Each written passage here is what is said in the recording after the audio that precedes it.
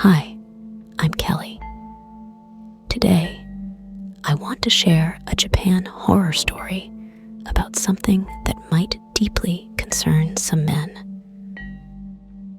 All the men in my family have encountered a strange entity called Baba.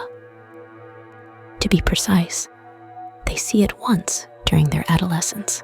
According to my grandfather, Baba appears at night while they sleep, perching by their pillow and plucking their hair to devour.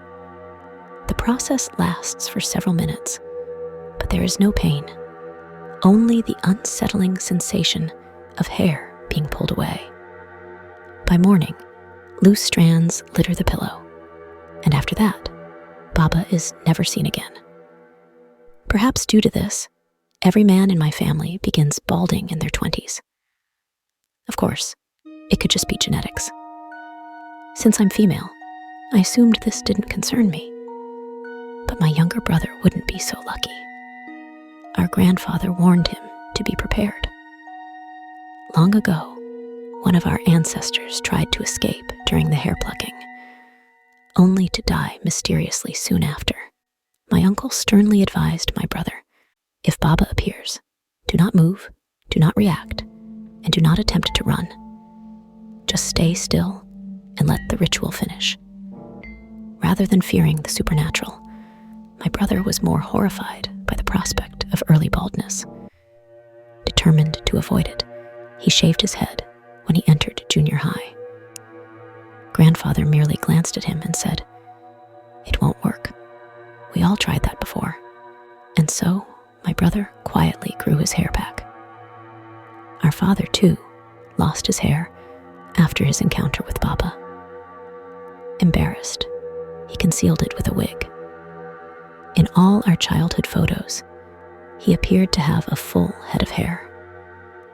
One day, my father retrieved that very wig from his dresser and handed it to my brother. "When you meet Baba, this will be yours." That wig would later become the cause of an unexpected disaster. A few months into junior high, my brother excitedly whispered to me one morning, "Sis, don't tell anyone. But Baba came last night." I was startled. You saw it? Was it terrifying? Are you okay? My brother grinned. "It's fine. I got rid of Baba." I blinked. "You fought it?" "Nope." My brother smirked and proudly pulled out my dad's wig. Ever since our father's remark, he had been equipping himself with the family heirloom every night before bed. Beaming, he continued, I didn't dare look at Baba, but I could feel it. It pulled my hair, but only the wig's hair got plucked. My real hair was untouched. I didn't feel a thing. Baba gave up after an hour and disappeared. It was scary, but I totally won. I have to pass this trick down to my kids. Back then, I simply thought, wow, he actually tricked Baba. My brother is amazing. A month later, everything took a terrifying turn. During class, my brother suddenly clutched his head in pain and collapsed, losing consciousness. The doctors ran a CT scan, an MRI, and various detailed examinations, but found no cause. One doctor said grimly, "He may not regain consciousness. His condition is unstable. Please be prepared for the worst." I hadn't connected the incident to Baba until our grandfather arrived from the countryside. When I explained everything to him, his expression darkened. "Meddling with forces beyond your control," he muttered. Then immediately called an old family acquaintance, a Shinto priest. The priest arrived 2 hours later. After a brief discussion, my grandfather and the priest ordered everyone out of the hospital room, leaving only the two of them with my brother. Outside, my father looked grave. My mother wept uncontrollably. Grandfather, eyes shut, murmured prayers. A nurse, unaware of the situation, entered to check on my brother. She opened the door slightly, just enough for me to catch a glimpse inside. My brother sat facing the priest, dazed.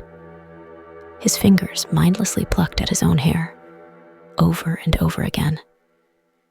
It was only a few seconds, but the fear that gripped me overwhelmed even my concern for him. I bolted back to the waiting area. By the time the priest emerged, my brother had pulled out nearly half his hair. It's done. The priest declared. Baba has left. Shortly after, my brother regained consciousness. Within a week, he was discharged. When I asked him what happened, he hesitated before responding. It felt like my head was full of tiny insects. They kept multiplying, crawling everywhere inside my skull.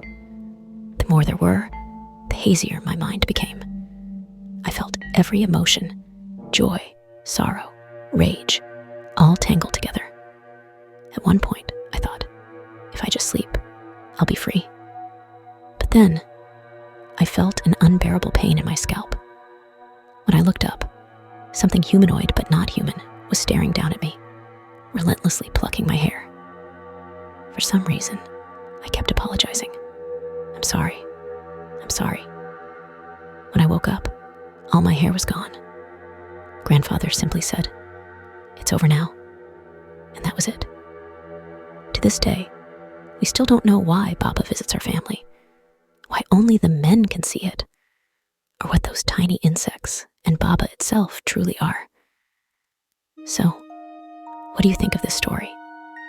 By the way, Baba sure is obsessed with hair. To all the men out there, if a strange entity insisted on plucking your hair and eating it, would you freak out? Or would you fight back? Let me know in the comments. If you want to see my videos faster, please like and subscribe to my channel and press the bell icon to get new video updates.